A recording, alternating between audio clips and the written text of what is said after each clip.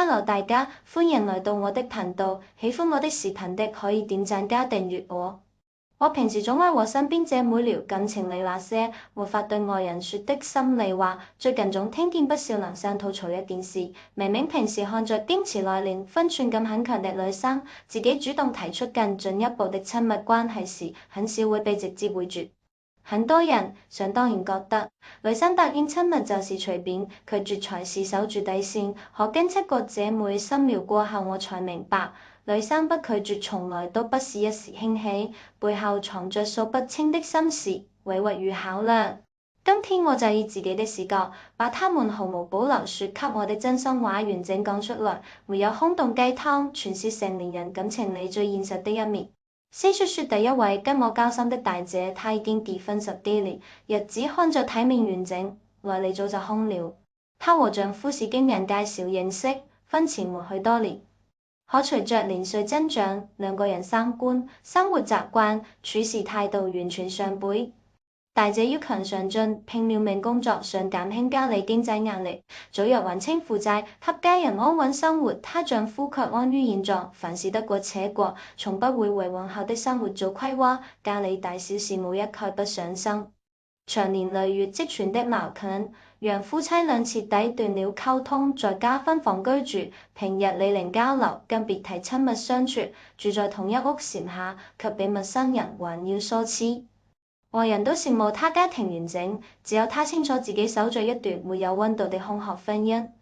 她不是沒想過黐婚，可孩子成長、旁人議論、生活成本一道道現實枷鎖捆着她，根本不敢輕易做衝動決定。長久缺失的陪伴、無處安放的情緒、空白多年的親密關係，讓她整日活得壓抑別屈。一次外出辦事，她結識了一位同行夥伴，對方成熟細心，懂得照顧他人情緒，相處時分寸感恰到好處，能填補她多年缺失的身心慰藉。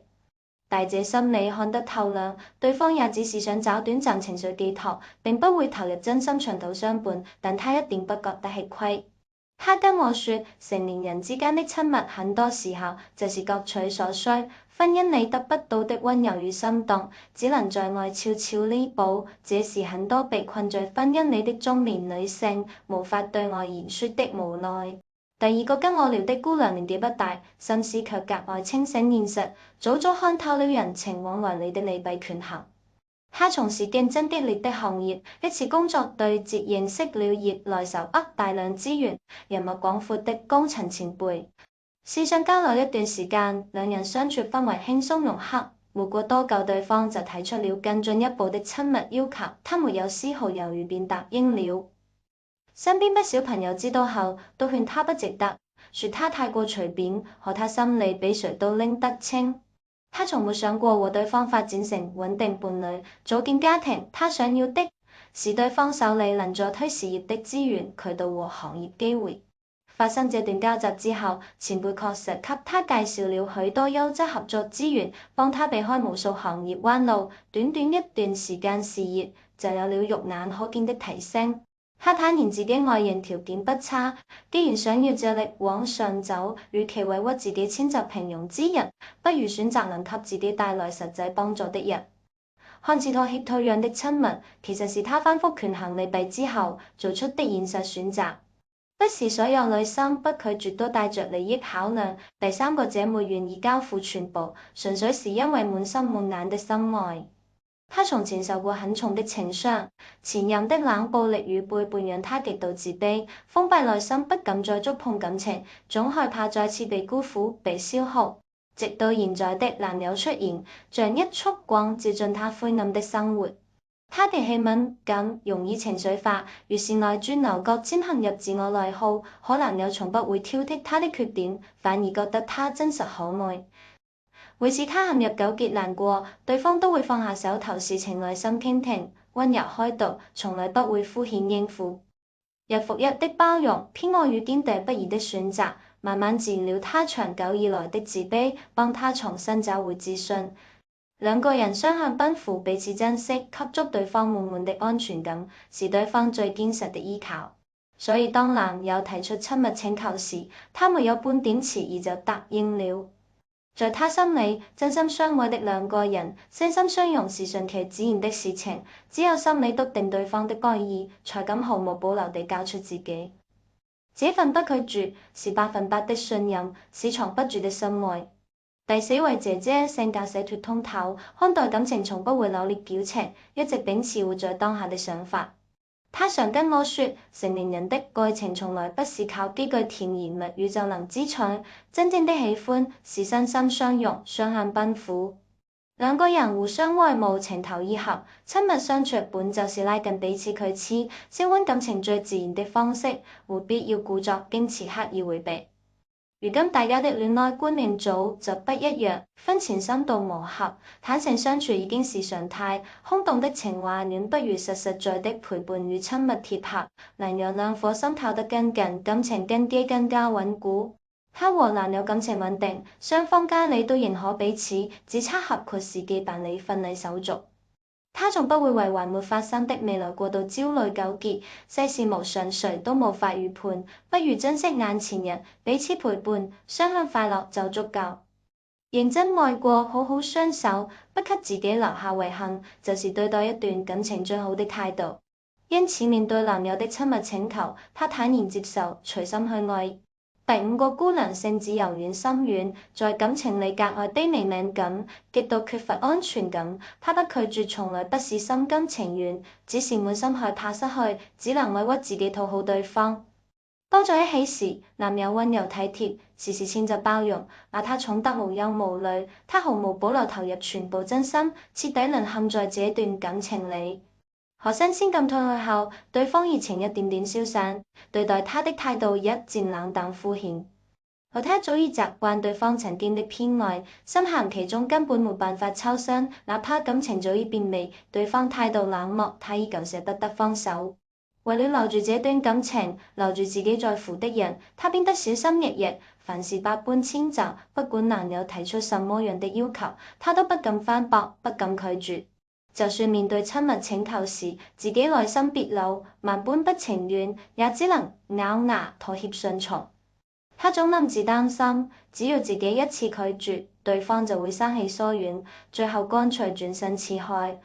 很多女生看似順從的背後，從來不是心甘情願，只是愛得太深，太害怕失去，只能不斷委屈自己討好另一半。第六個姑娘性格內向內斂，嘴笨不擅長表達情緒，她不拒絕親密，藏着一份笨拙又心酸的愛意。當初是男友主動追求，主動告白，她默默點頭開啟戀情，心裏明明滿眼都是對方，卻從來不會說甜言蜜語表達喜歡。男友多次和她訴苦，說感受不到她的愛意，總覺得她冷淡疏痴，不夠在乎自己。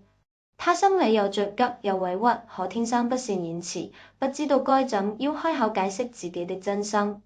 為了避免兩人之間產生更深的誤會，呢部自己不會表達愛意的短版，每次男友提出親密需求，他都會全盤接受。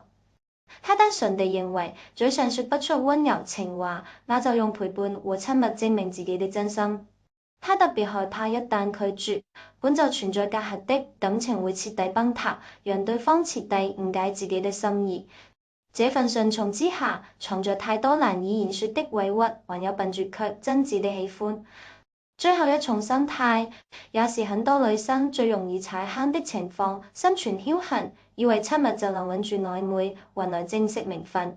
這位姐姐曾經長期和一個男生保持模糊曖昧，對方每天主動問候關心，頻繁約她出門吃飯，言語舉動處處撩撥她的情緒，態度溫柔體貼，卻始終不肯主動表白，不願確認正式戀愛關係。她心裡一邊糾結，一邊又忍不住抱有期待，總覺得對方只是性格慢熱，內心猶豫，只要兩人關係再往前邁一步，就能修成正經情侶。後來男生提出親密請求，她猶豫很久，還是點頭答應。她賭了一次，天真地以為交付全部之後，兩人就能打破曖昧僵局，光明正大地在一起。可結局格外現實，心裡沒有你的人，就算你交出所有，也不會為你停下腳步。發生親密之後，對方依舊不願負責，不肯給出明確身份，新鮮感過後慢慢疏遠，最後徹底斷了聯繫，只留下他一個人獨自難過，反覆內耗。連7個姐妹的親身經歷，我心理感觸很深，也徹底看懂了一件事：成年人之間的親密關係，從來不止慾望這一層簡單含義，背後裹挾着深愛、無奈、利弊權衡、僥倖心理，還有說不出口的委屈。一段健康長久的感情，一定是雙向奔赴，雙方發自內心自願，願意為彼此承擔責任。不管男生還是女生，面對親密請求，同意或是拒絕，都該遵從自己內心真實想法，守住自己的底線，保證日後回想起來不會後悔。我們也不用隨意評判他人的選擇，旁人眼裡看似隨便的妥協退讓，背後都有外人無法體會的難處與苦衷。真心希望每一個人都能遇見懂得珍惜、懂得尊重自己的伴侶，擁有坦蕩當穩的愛意，不用勉強將就，不用委屈討好，更不用賭上自己的身心去換一份不確定的真心。